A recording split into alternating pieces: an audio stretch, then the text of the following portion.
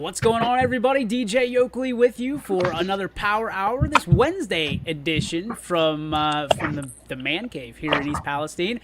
Here I am in the middle. We thought we'd let Quinn have the captain's chair here today from his basement over in Canfield. Then you got to my right, Paul Munson from his teacher's nest in South Range. Jamie Thompson making the comeback between classes. EB right below me, and you got Billy Mack on the far side holding down the fort. Gentlemen, Wednesday edition, how are we feeling? Bored. Yeah, I'm with you. I'm with you on that. Well, this might inspire you, EB. It's National Sticker Day.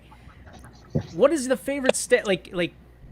I don't want to say what's your favorite sticker because that's just so blank, but so many stickers to choose from. What are your favorite places to put stickers? We'll start with that. I'm a fridge guy. Love putting stickers on the fridge and covering up the blah that is a refrigerator in this day and age. Quint.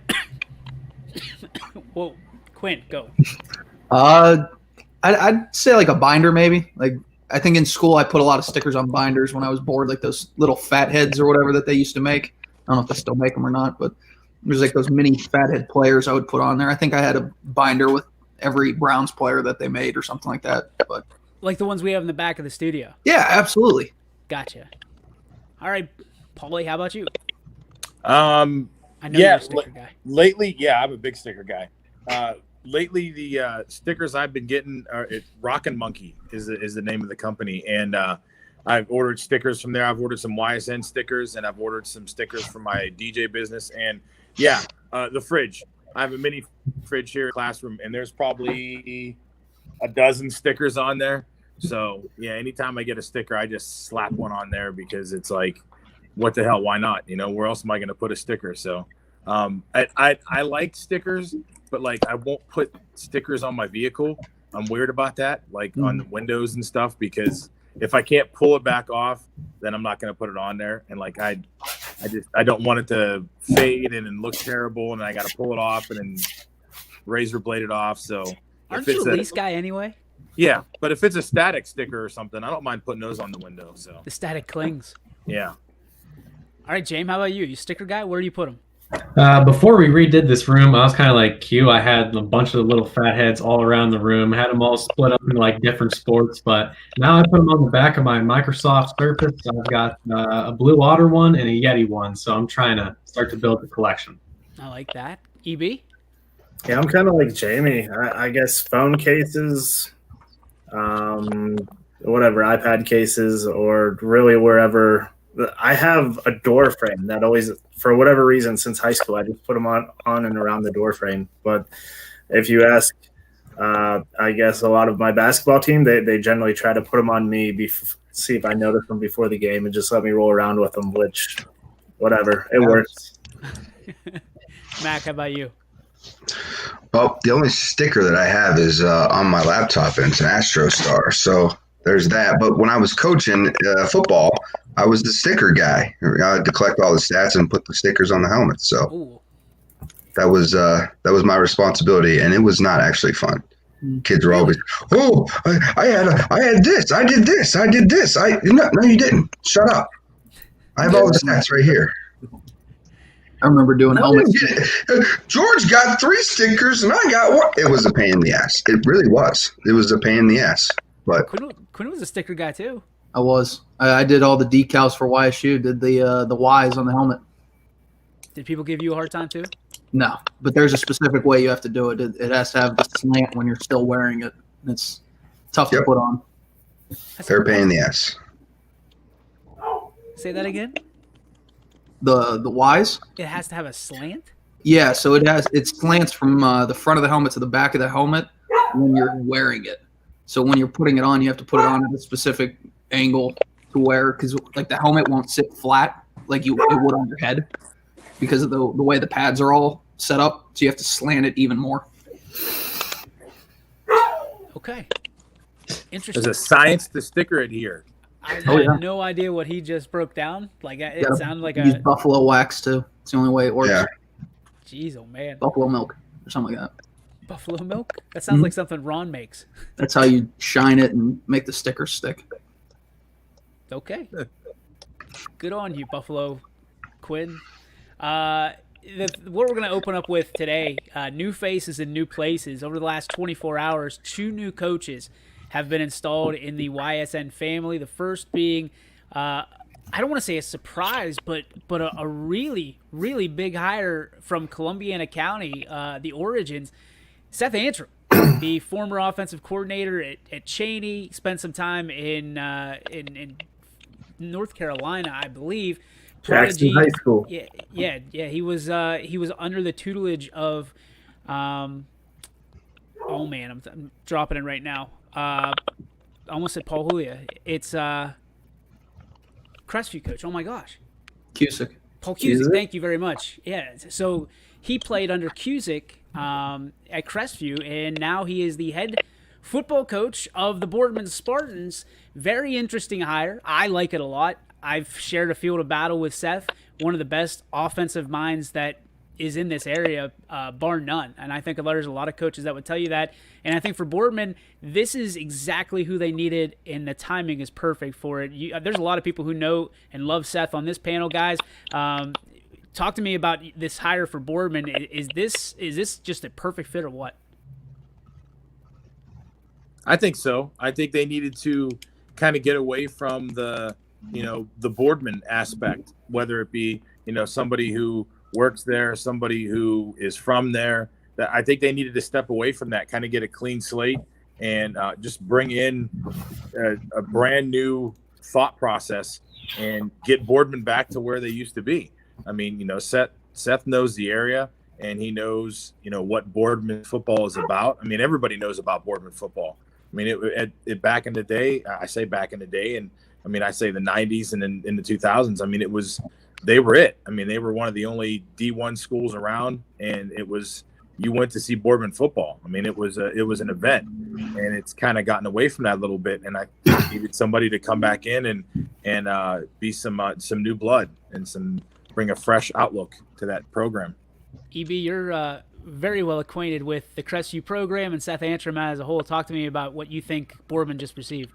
Yeah, I like it. I mean, I'm biased. Seth is family, so granted, we're only second cousins, but I've known Seth for a long time, and better than none, there's not going to be a person who works harder than Seth. Instantly, as soon as he got hired, what I thought of, kind of how that revitalizes the Boardman program is kind of what TJ Parker did to Austintown. He came in. He's not going to have to change too much offensively. I think he's going to come in with some new defensive schemes and get some of his guys in there, which will be great.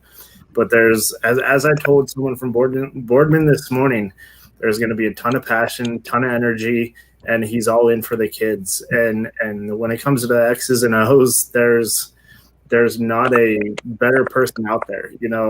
If you remember when Seth played, Crestview just graduated, I believe, one of their better classes to come through. And you had Seth come in starting as a senior after his junior year. And he wasn't as athletic as, the quarterbacks that they had in the class and the class before him or the classes that came after him. But, he's just one of those guys who knows where everyone needs to be, what they need to do your job. And he was successful, on the gridiron himself, but that's because he was a student of the game. And he's always been a student of the game. And I think being able to coach in a place where he did down in North Carolina, come up and kind of hop on up at YSU and then also get back to his roots over at Crestview and then take his talents over to Cheney, I'm pretty stoked for him. And I haven't gotten to talk to him yet. I'm sure my dad has, and I haven't talked to my dad yet just because we've been in quarantine. But I think it's a great hire for Boardman. And, sky's the limit. No, I love it. Quinn, you had some things to say before we got on the air about Seth and that being a big hire for Boardman as well. Yeah, absolutely. It's a great hire. I mean, I've known Seth just from the YSU time when he was there with me. He was on that national championship run that we made and all that stuff. And I mean, I don't know him as well as Bailey does, of course, but just from what I know, he's an incredible coach, one of the best offensive minds that I ever got to be a part of, honestly. And just seeing what he did with Cheney and all that stuff, I knew it was coming. I knew the news was coming eventually that he was going to get a head spot somewhere. I just didn't know where. And no better place than Boardman, honestly. And like Bailey said, he's bringing a lot of energy, and I'm excited. I think Boardman's going to do some great things with him. Yeah, I'm interested because what's really cool about this area, especially, is Chris Emil just thumbed this one up the entire way. He knew he only had Seth for a matter of time, and great minds think alike. And when this job opened up, Chris Emil immediately, as I've been told, gave his blessing to Seth and gave a great review, and a couple other reviews came from some higher ups in the area. One was rumored to be Jim Tressel, which is awesome. Just awesome to hear. I love that. Good coaches will never hold back their coaching staffs, right? So if EB, Quinn, you guys are in the same kind of boat with that. If there was ever a job that came available, I think the head coach of your program would love to see you go, shoot for the moon and become a leader of your own program. Cast off of the tree and plant your own roots. And that's what Seth is going to have an opportunity to do. It's going to be awesome. Boardman is a very proud and tradition-rich program, so Seth's certainly going to have his hands full. But in talking to him for just a few lines last night, sounds like he's excited for the opportunity, and he loves what we do. So I can't wait for that first coach's corner. I think Steve's already on it to try to get his reaction to everything that's going on. We're going to let the ice kind of sink down a little bit and let things cool, and then we'll have Seth on and talk a little bit about Spartan football and his background. But that wasn't the how do I put this? That wasn't the only news, and it certainly wasn't the biggest. It was for a moment. Now we've got a return to the ranks, so to speak, and YSN had the breaking news that Andy Hake, the former head coach of Western Reserve, is on his way back in, and he will take over the head duties at Valley Christian. A big time opportunity for Andy after serving 5 months in rehab at the Kennedy Center. I think that this is, when you look at all the things, and we'll throw this up real fast while we have a chance. It might explain things a little bit better. I don't even know if you can read that.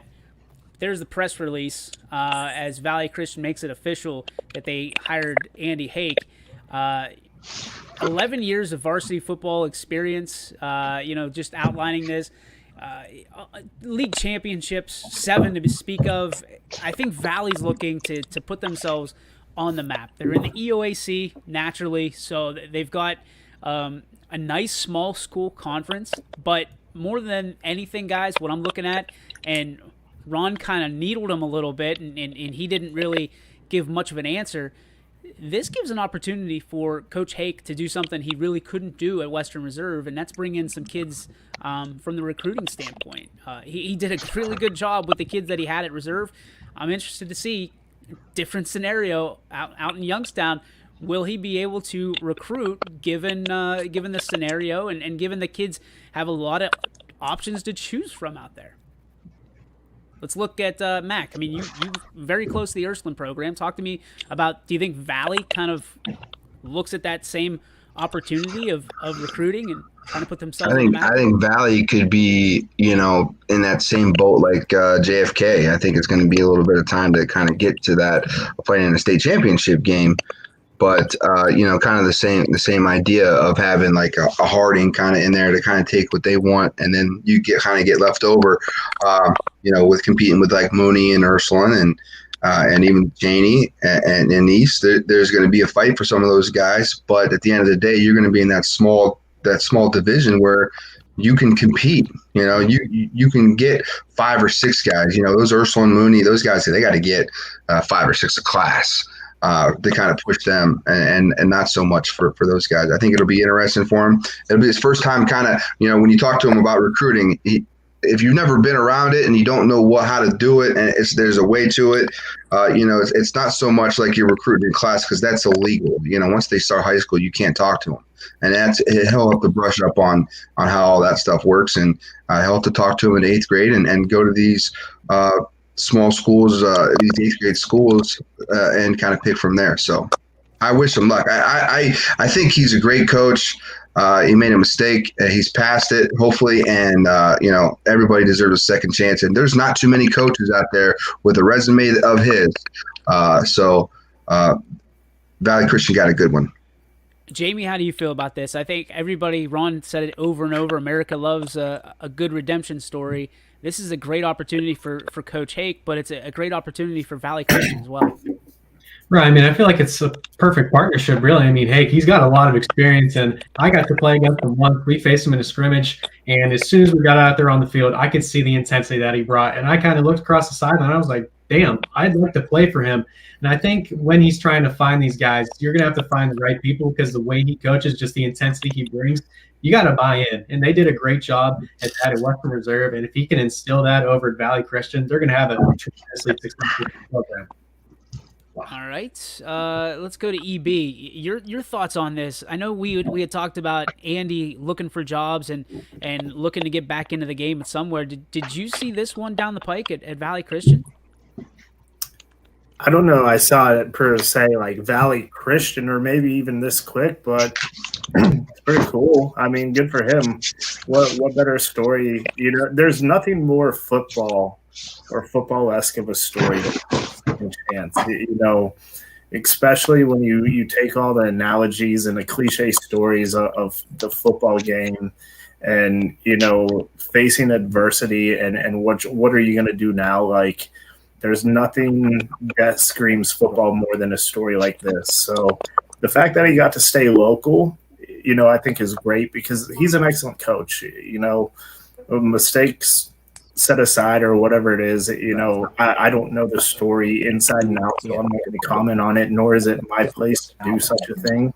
You know, good for him. And I'm not going to touch the whole recruiting side like Mac was, you know, more or less talking about, because if you ask any of those teams, they don't recruit. But, you know, good for him. It's going to be a great fit. You know, Valley Christian has a ton of athletes. They're still going to get a ton of athletes being in that Youngstown area, and he's always done a great job with programs that he's built. Look at Western Reserve. You know, albeit they had a down year this year, or maybe I'll consider to their terms, but you know, they averaged 7 or 8 wins every year that he was there. So getting into the EOAC, you know, and getting back to a place that he's familiar with, I think he's set up for success. There's a lot of teams now that in the EUAC that saw this press release and kind of threw their eyes up in the air and like, oh, great, what else can we have? I mean, you've got Valley Christian that enters the league last year for the first year, and they're known for their speed, they're known for their finesse, and now you get one of the to me, one of the best coaches in the area back in the saddle, and coaching a team with a lot of talent that can do a lot of big things. And you know, usually when you look at teams in the EOAC or the Tri-County League or the ITCL, it always came down to, you know, almost like AFC North, right? It was the running game. It was the big hogs up front.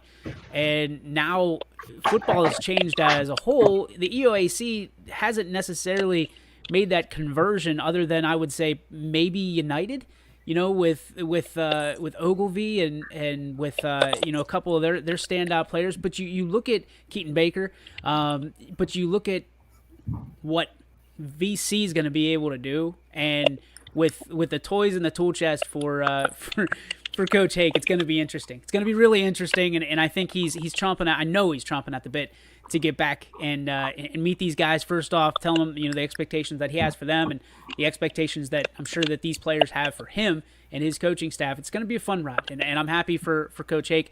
Muncie, you got a take on this?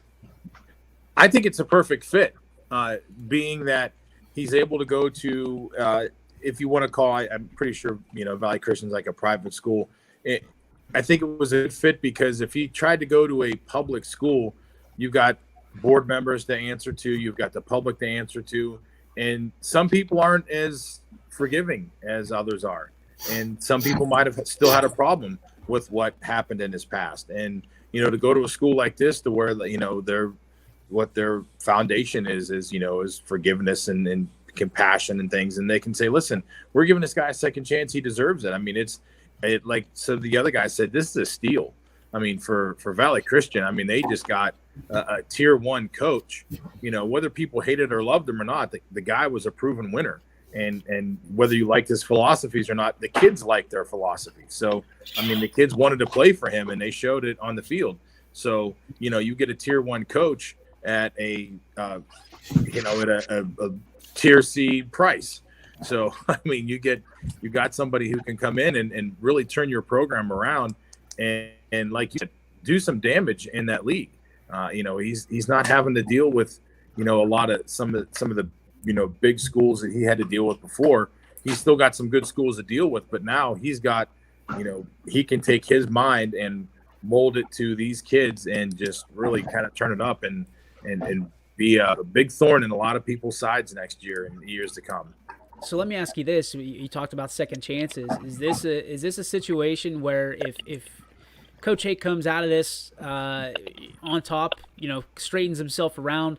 He's already said this is not a stepping stool to the next level, and I have a tendency to believe him. Whether that's good, bad, or otherwise, I have a tendency to believe him. Do you think there's going to be a lot of schools, and Western Reserve? I think they had to do what they had to do, right? In that situation, you had to make that decision. Whether it's everybody feels that it's the right decision or wrong decision, that's to their own opinion. But I think Western Reserve was put in a corner, and Paul, I think it was you that said that the private sector, they don't, not necessarily held accountable to that, but this is a great story for them because this is what the Bible preaches about, forgiveness and an opportunity to forgive. And now you've got a coach here that has a second chance at life, and to lead kids, and to mold minds. Do you think that this is an opportunity that 5 years from now we're looking at Coach Hake being one of the best comeback stories in this area in a long time? I think it's gonna take a little bit. I mean, this isn't going to be a 1-2 year turnaround for him at all. I think this is, and I think he's saying the right things. Like, this isn't a stepping stone, because I don't think this is turn around 1 year, turn around 2 years, and somebody go, oh, okay, he's had his time. Let's hire him here at this place. I think this could be a 4 or 5 year, stint for him. And then I think you could see another school stepping up when a position opens up and saying, okay, listen, this guy's put his time in. He's done what he needed to do. And look what he did to this program. And now we can welcome him at, I'm just going to throw schools out there. This is by no means am I foreshadowing what's happening in 5 years, but, a Canfield or a Hubbard or a Poland or something, bigger schools like that stepping up and going, hey, listen, this guy's done what he needed to do. We know he can win. We need that here, and we want to win. So, but it's not a 1-2 year thing, I don't think at all. I think this is definitely a 4 or 5 year thing. So a little that I know, I've met him a few times. We've had football discussions throughout the years. The coach that I coached with at Newton Falls was his head coach at Middle Ridge. So that was kind of the connection there, and we would hang out and see each other from time to time. And he enjoys being at small schools. So the idea of him leaving to go to Canfield and Poland and Harding and any of these big schools is kind of, I don't really know if that's going to be a thing. You never say never, but I think he enjoys coaching at a smaller school. I think there's a lot of benefits of doing it. Leading up till now, he was a community guy. He did a lot of things for that reserve community. That's why he was well loved over there. That's why it was a heartbreak for him to go. I think he will instill a lot of that stuff into the Valley here and inside Youngstown. So that's what I look forward to, seeing him bring those kind of methods to Valley Christian. Jamie, you said you wanted to play for a guy like Andy Hake. What was it about him, other than the energy, that attracted you to him? And really, do you think that is still attractive for a 14 to 17, 18-year-old young man playing football? And let's be honest, it's a different culture in Valley Christian than it is in Western Reserve from a traditional standpoint. Definitely, and I think he's going to have to, kind of build it over there at Valley Christian, kind of like I said. But for me, I knew Western Reserve was a really good football team when we were on the bus on the way over there. I had a couple friends that played over Western Reserve, so I got to hear him talk about Coach Hake a little bit. And I always see their success. And like I said, I saw him out there, and he was just all fired up, man. It's a scrimmage, so it's not really that serious. But he was out there on the field just yelling at his guys, getting them in place. And I just kind of looked over and like, damn, dude, bring that intensity every time. But I mean, I kind of looked at this, and Paul kind of said it might be a 4 or 5 year thing. Even if it is a 1 or 2 year thing, that could be great, because if he can hold up down Christian and kind of leave him in a good position, if he were to get another spot and kind of move on, I could see him doing type of a Hugh Freeze type of thing over at Liberty University. Hugh Freeze made some mistakes. He came in, he turned their program around. They're a top 25 team now. I could see Coach Hake doing that same thing and possibly picking up his bags and moving on if he wants to. Kind of like Billy said, he doesn't even have to. It doesn't matter if you're at a small school or a big school. If you're winning games, you're winning games. So I guess the question becomes, is this an opportunity for Coach Hake to build Valley Christian into a perennial powerhouse and etch his name into a school that really doesn't have much in the way of tradition? You know, he's done it with reserve. He built it, you know, from top down, made them into a perennial powerhouse. Like the press release said, 7-time league champion as a head coach. There's some opportunity here, but I guess my underlying question to all of this is, what does he need to do to be looked at as redeemed? And EB, this is probably a loaded question, and you're probably you have the tact to answer a question like this. So I'm going to throw it to you first. What needs to be on his resume in the next 5 years to say, you've redeemed yourself? You've redeemed your last name. You've redeemed your character, your resume, all of that. I think playoff wins. Playoff wins, and you have to keep those kids enrolled at Valley Christian. You have a lot of competition. Obviously, everyone knows Mooney, Ursuline.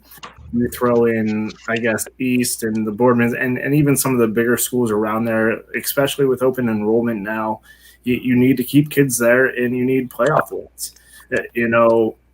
A lot of people, Jamie, Paul touched on, if he wants to leave in 2, 3, 4, 5 years, if he wants to, I really think as a coach, when you take over a position, you're not thinking, as a stepping stone. Probably from his position, and I don't know him personally, so this is just all this is an assumption or a hypothetical. You go into a program like that, and it's not like they're necessarily terrible, but they're not. They're not a South Range, but you want to get to that point. So you get to a point to where you get 20. You get to a point where you're there 20 years and you win 7 games, 7, 8 games, and you kind of turn it into like a Dan Yeagley, what he did over at South Range. I mean, ultimately that's a goal.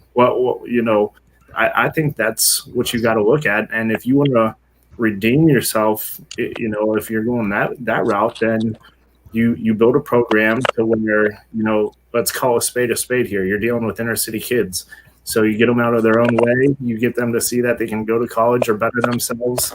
And then also you get playoff wins. So you start to do that. Look what Coach Emil's done over at Cheney. You start to model something like that. And you got to really keep those kids who attend Valley Christian still attending Valley Christian. You don't want them to go to other places. And as long as you breed that consistency and that winning, you redeem a lot of things. Winning cures a lot of everything. So I think that's the big thing. All right, so we'll go to break with this question. Out of Coach Antrim at Boardman and now Coach Hake at Valley Christian, who makes the bigger impact first on the football field and in the record books? Is it Coach Antrim with the Spartans or the Eagles and Coach Hake? Quinn, we'll start with you. I'm gonna go with Seth. I think Seth's gonna make a quicker impact, just because he has a little bit more to work with, and he's coming from a program where he had some success as well. So I'm gonna go with Seth. All right, Muncie. I think if Hake can get the kids to come there and get the athletes that he needs, I think he has. If you're looking like quick term, immediately, I agree with Quinn. I think it would be Seth. But I think who can make a bigger impact? I think it would be Hake because of the kids, like how EB touched on. I mean, the type of kids that he's going to get there, like you can really impact their lives, not just on the football field. You can impact their lives and how they turn themselves around or how they, respect themselves. So I think, that aspect, I think he can make a bigger splash with the kids he's going to have to deal with as long as he can get those kids there. And that's where I think his redemption comes in. He's known as a winner. I think the wins come eventually, but the bigger impact for people to look at him and see that he's redeemed and he's worthy of another job at another school would be him doing something with those kids to make sure that, hey, listen, you're not just treating this as a football job and you're here to coach football and get wins. You're here to really care about these kids and turn these kids around. Wow, that was a really long answer, Paul. Let's simplify this so we don't have that happen again. In a 10-game season, who has more wins, Coach Antrim next year or Coach Hake? Jamie?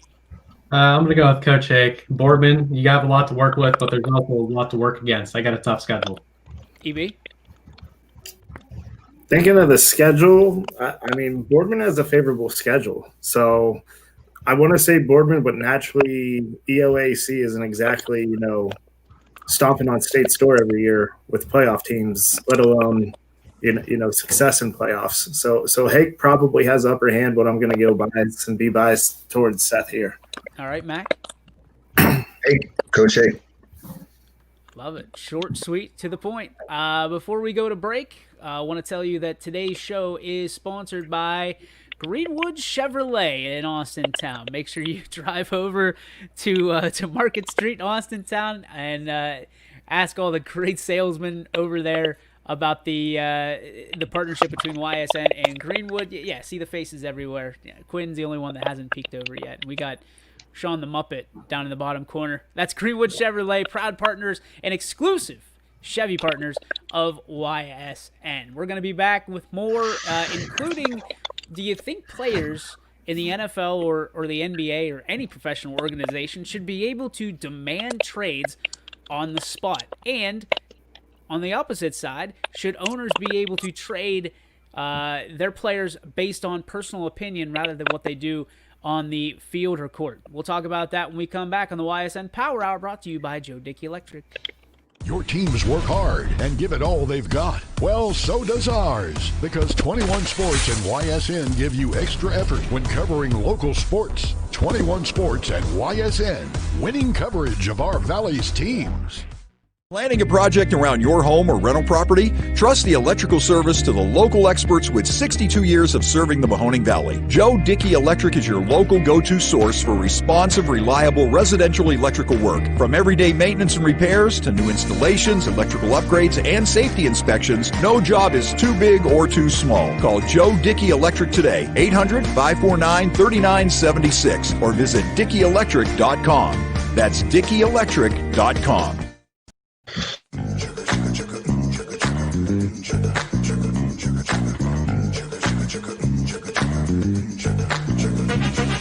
Friday night, it's fresh limousine. I'm feeling pretty good about myself. Straight down the street. It's gonna get hot here. I hope you can handle the heat. Over the years, you watched us grow, and as we've grown, so has the Myers Family Insurance team. Thanks to all of you who have trusted our families to help you with your Medicare needs. Myers Family Insurance looks forward to helping you now for years to come. So call our family today and remind them how cute we are.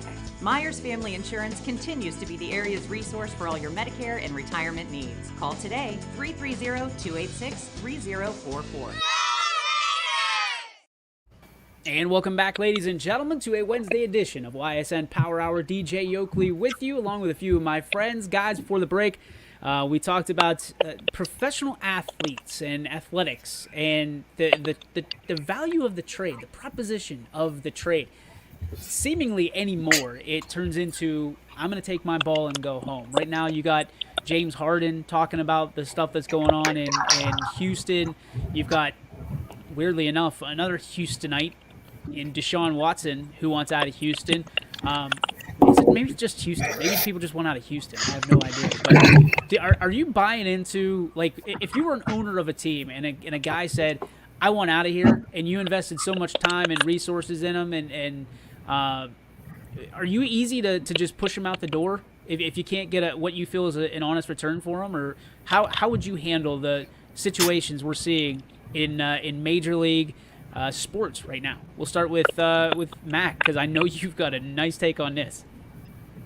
Man, it's so hard because every situation is so different. Like James Harden is a whiny little bitch. That's basically how that is. He's been given all kinds of things. He wanted Chris Paul. He got Chris Paul. Then he couldn't get along with Chris Paul. So Chris Paul's out. And then he got Westbrook. He begged for Westbrook. He got Westbrook. And now they stuck with him. So they gave it away. So he got everything he's ever wanted. I'm tired of him.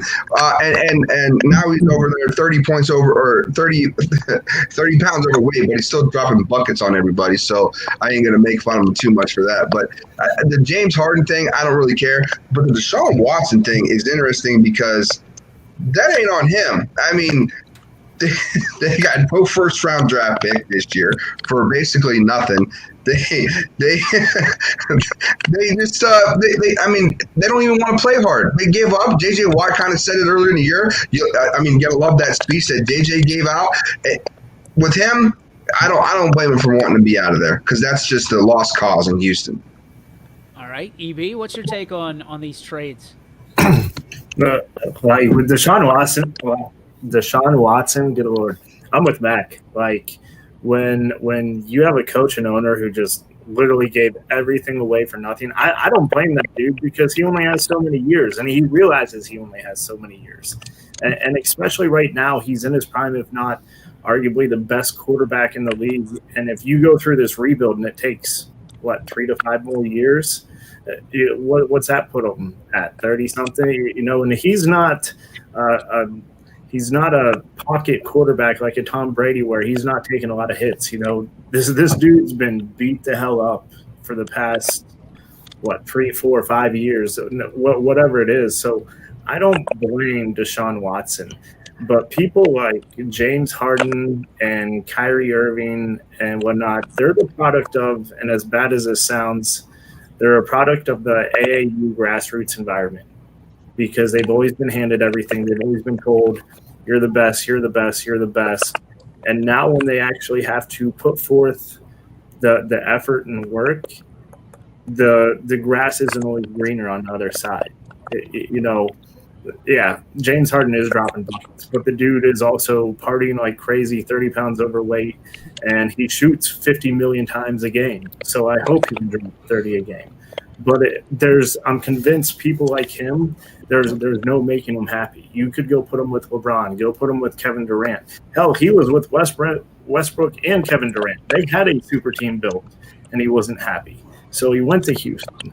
Then he couldn't do it alone at Houston. So like Max said, give me Chris Paul, give me Capella, give me, this person, that person. And they've spent millions, if not billions of dollars for this dude, and he's still not happy. So if I'm an owner, then, I would look to trade him just to get rid of the headache. You gotta look at the whole situation once in a while and be like, all right, maybe the problem isn't everyone else, but it's this person that I'm trying to take care of the whole time. Let me ask you this, because this is interesting. I looked it up the numbers while you were talking, EB. Deshaun Watson just got a contract, but right before the season, 4 years, $156 million with guaranteed salary at signing through 2022. So the ownership felt good enough to give him a little over $150 million to say, hey, you did a great job for us. Even through injury, we're going to give you money. And this is how Deshaun Watson reacts, is like, they traded the guy before he signed this contract. They traded D-Hop before he signed this contract. What did you think was going to happen? And there's part of me that thinks that J.J. Watt's speech might have been aimed at Deshaun Watson. I don't know that to be true, but the timeline might be... Deshaun balled out. You ain't saying nothing about Deshaun. He balled out this year. JJ ain't got shit to say to Deshaun. JJ even went up to him after the last game and said, sorry for wasting one of your years. Yeah, I just don't, something's not adding up to me. And from an owner's perspective, I would feel... There was the GM hire, the process that they're doing the GM. That's his biggest issue right now, Deshaun's. He's come out and said he is not okay with the way that they are doing things right now. I don't know what they're doing in their hiring process. But he, as a starting quarterback in the NFL, you don't get to say who the GM is. I'm sorry. You don't. This all started with one guy that I remember. And it started with Quinn's favorite player, LeBron James. LeBron gets to pick everybody. Like, say what you want. I know LeBron James is a great, if not the greatest basketball player to ever live. However, I think there's a problem with having players pick general managers and picking the people in the front office, because we've seen the loyalty that people like LeBron have shown, and I think this is just another case where Deshaun Watson is tainting his value in the situation. His value is what he puts out on the field, and it's amazing. That's his value. You don't think that people are gonna, there's a value to Juju Smith-Schuster, right? But after his antics, you don't think people are gonna go, we don't want all that. Look at Antonio Brown. There's a difference between a quarterback playing like that and a wide receiver. Wide receivers, you could find quarterbacks that are playing at a top 10 level. That's hard to find. He's a franchise quarterback, and like we've talked about previously, those are hard to find. It's different in basketball, though, compared to that with what you're saying with the product that you put on the court. Because Harden puts on a great product. I mean, he puts up 40 a game basically, almost a triple double every night. Like, his value's there, but his contract's $50 million or whatever. Nobody's going to. His individual value's there, but his team value is. Yeah, his team value. You don't put that guy in your locker room. Like Russell Westbrook is a walking triple double. Yeah, but his team value, he's being a great player and a great teammate are two different ordeals. If you look at, we'll take the Golden State Warriors before Kevin Durant. Those guys are great teammates because they just know how to play with each other. And it was never about the individual stardom. I think Kevin Durant brought it a little bit more, well, hey, it's a little bit more about me than it is you guys. And if you want my best, then you're going to tailor to me. And, now they have to rebuild that. Now, granted, Klay Thompson's hurt. They've had a flurry of injuries, so it's going to take a year or two. But just because you're a great player, Kevin Durant's a great player. He's not doing too hot in Brooklyn right now, and him and Kyrie had to be together, and they're going to build this super, kumbaya team over on Staten Island. Too busy burning sage on the sidelines. Yeah, Now we have sage and yoga and everything else that we're doing to cure world peace, and they can't do shit. So what do you think about this? Take Coach the deal. Seidel saying Watson's value being established, and the Dolphins reportedly offering Tua and 2 first-round draft picks and 2 second-round. Like, that doesn't happen, right? That's not real. And if it is, that is that Houston this should have year? reported yesterday. Is that all this year's draft? That's reported right now. Like, is that those picks this year's draft? Because I know Miami has Houston's picks. Yeah. Take that deal. Take that Why deal. don't you like that? I wouldn't That's a even let him Madden hang up the trade. phone. Take the deal.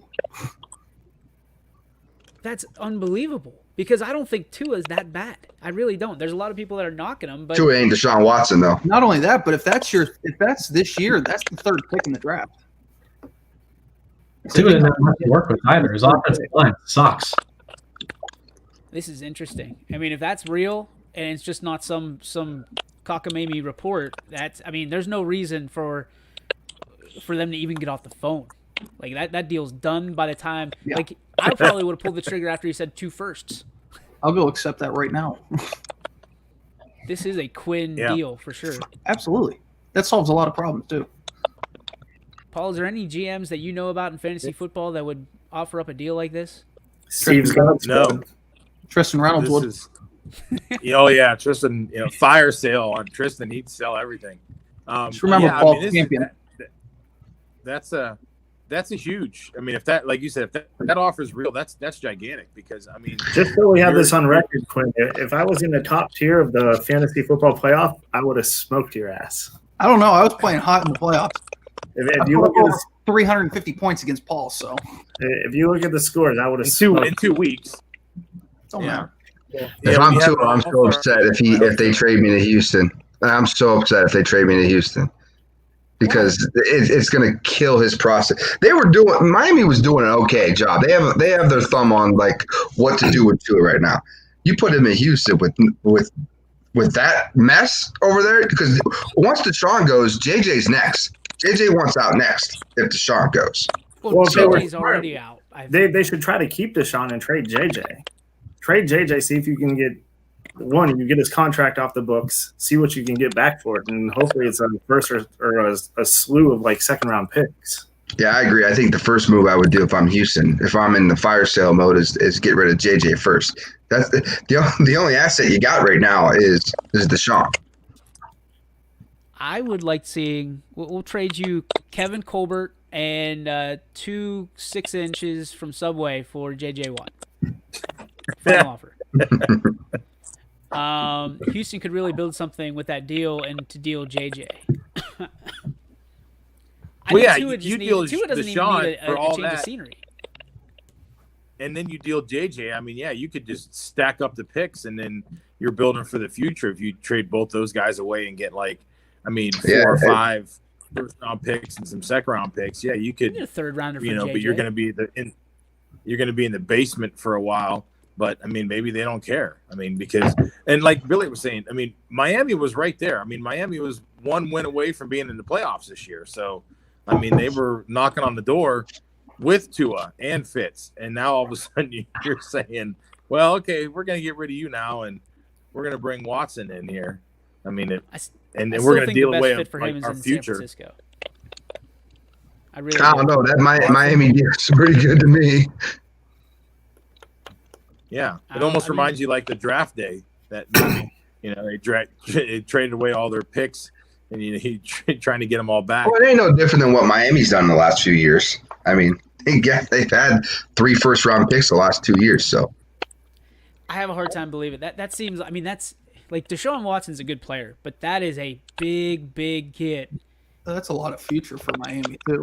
Yeah, And Miami's not like that because they've been building it up, kind of like you guys touched on. I don't think Miami is something that they'd actually want to do is just give it all away because, like I said, I don't think Tua was the problem. That offensive line is literally atrocious. I mean, that's almost like one of those deals where you send it out. You know, if you're Houston, you send it out to the San Francisco Inquirer or whatever it is out there, and you're like, hey, this is what Miami was giving us. We'll give you the scoop first. Wink, wink, nudge, nudge. And he gets out there, and San Francisco goes, well, what do we have to give? What do we have to give up? You know, and Miami's sitting there thinking, wait a minute, what? It's like Miami, I'm taking that pick. I take the pick. I would try to keep the third pick for Miami. If you're Miami, you give up all that for Deshaun Watson. Yeah. I would give up I think Deshaun Watson can win a Super Bowl. How much money is coming in that too, though? Like how much of his contract? Are they absorbing all that contract? I would imagine all of it. I mean, I don't know about the cap space and all that, and all the financial stuff, but I mean, just as the deal sits, I would take that deal. Yeah, but you got to worry about a contract, especially. I would try to keep that third overall pick, though. Like Jamie said, small windows to go win, man. That's all. You know, there's such a small window to go win, playoff games and try to compete for Super Bowl. I mean, unless you're the New England Patriots. Special? Yeah. He is. But he needs a line. Yeah. He does need a line. I would try to keep that third pick because you could take is it a tackle from Oregon or whatever? Yeah. You got to hope the Jets screw up and take Justin Fields. But I don't know that he's worth a first-round pick. I mean, he's definitely worth a first. If you need a quarterback. He's not worth a first-round pick. He's worth Miami's pick in the first round. That's what. I'm 18, not sure. 19? I don't. Man. Sorry for all the coughing. I apologize. I don't know. I don't know that he's worth the first-round pick. I know he's not worth 2. I can't name more than 5 players in the whole NFL that are worth more than 2 first-round draft picks, and surely not Deshaun Watson. What would you give up? And if those are 2 first-round picks in the same year. I mean, I would give up 2. Those are 2 picks like this year. Yeah, I'd give up Tua, a second, and a third. I mean, Tua is a first-round pick in himself. That's what I'm saying. You're essentially giving up your first-round pick from last year, right? And then you give a second. If I'm the Texans, I'm not taking that deal. No, I wouldn't either. Not a third. I'd laugh at that deal. I mean, remember Randy Moss got traded for like a Don't, fifth it rounder? doesn't matter. It's a Sixth rounder? quarterback in his prime, and people in the NFL consider him to be a superstar. I don't know. I just don't see it. Maybe I'm blind to it. I mean, he's just put don't up see top Deshaun. 5 numbers the last 3 years. Yeah, but he's I would behind give all the time. I would give up the 18th pick and then the 2 seconds in Tua.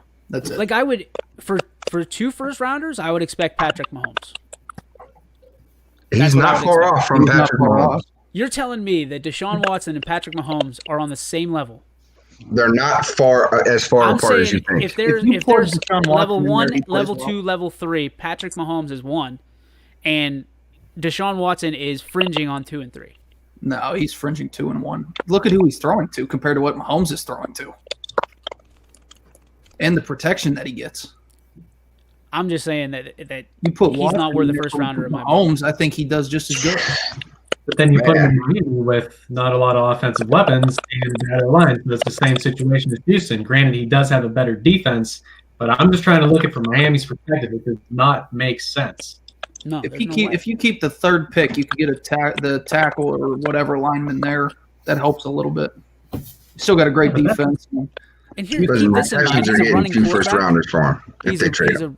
He's a running quarterback that's already been injured. So he's one play away from essentially you losing 2 first-round picks, 2 third-round picks, and Tua Tagovailoa. Like, that's what you're losing.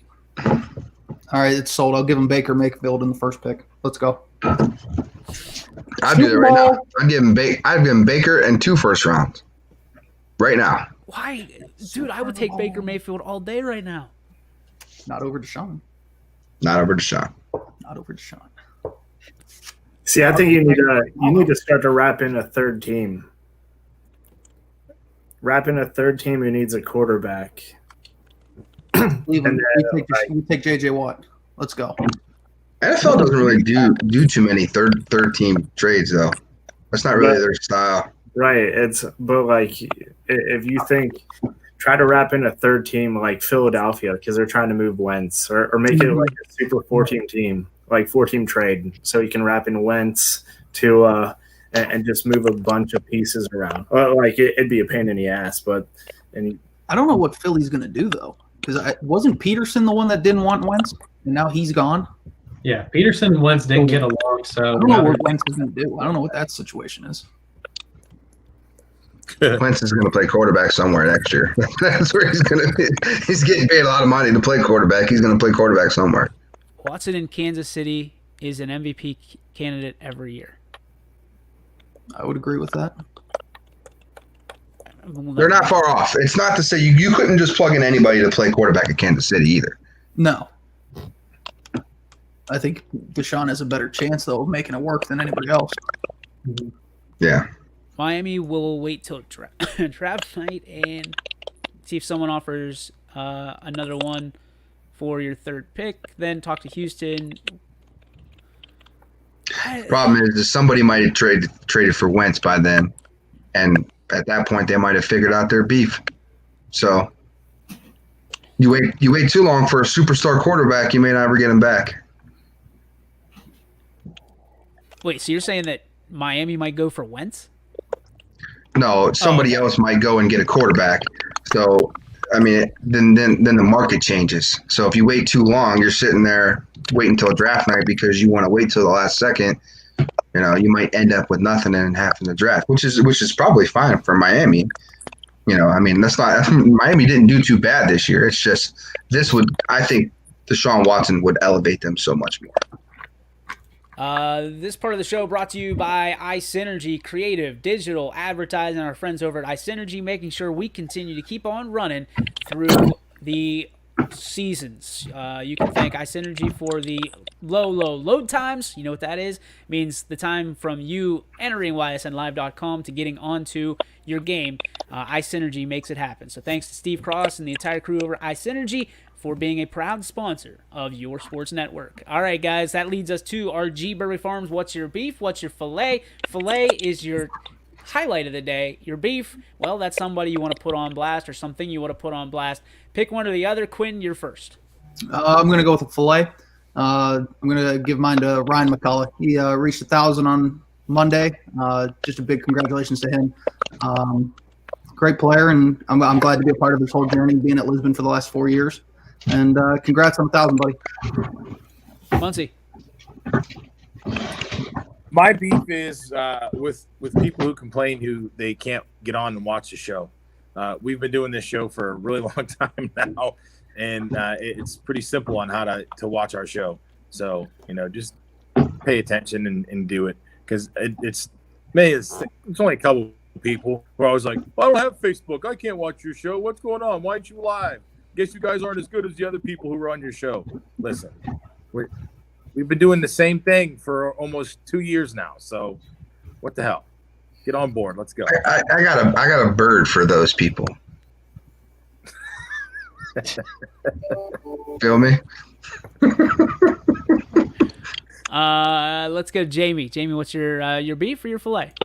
I'll throw out a fillet. I saw this on Instagram. Pulling Nutrition. Juju Smith-Schuster was actually there. I just kind of thought that was cool. A lot been going around with Juju, and just that he was, in the valley, kind of doing something nice. Just thought it was pretty cool. Throw it out there.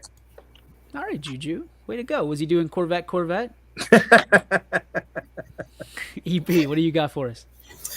My beef, man, it's quarantine. It's annoying. Like, we can't play a game. We're shut down till Tuesday, and this is our third time this year. So 2020, 2021, whatever it is, I can suck it. This is annoying.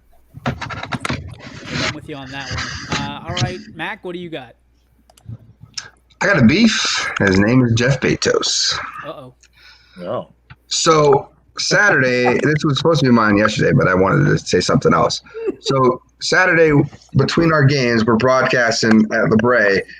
We went to Quaker Steak and Lube to get some wings and watch some of the game because we had a pretty long break.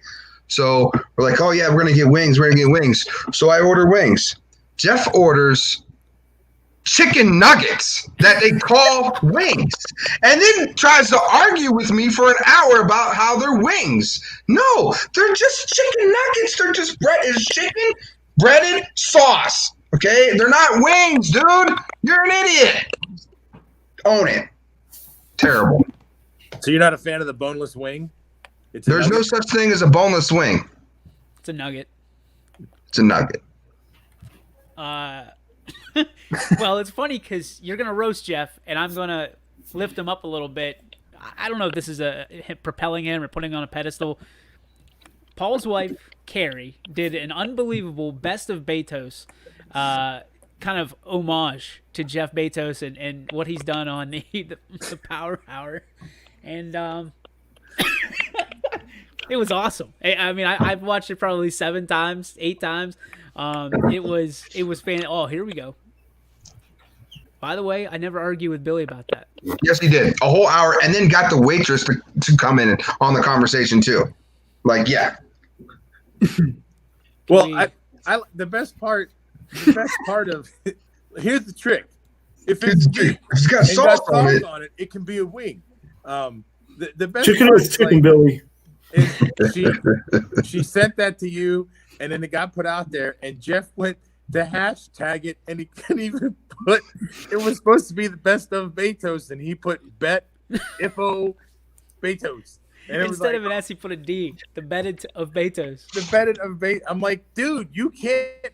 This is what happens. This is why things like this get made of for you, because you can't even hashtag yourself correctly on it.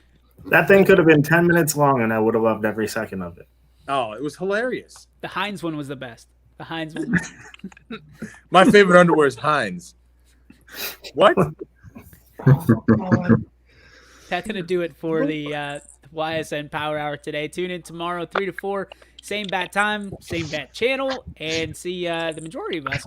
Some games on tonight before we let you go. We've got Fitch and Harding girls, Canfield, Boardman girls, Mooney and Howland, Heartland and Edison, Salem and Alliance canceled. Womp womp. Sorry, EB.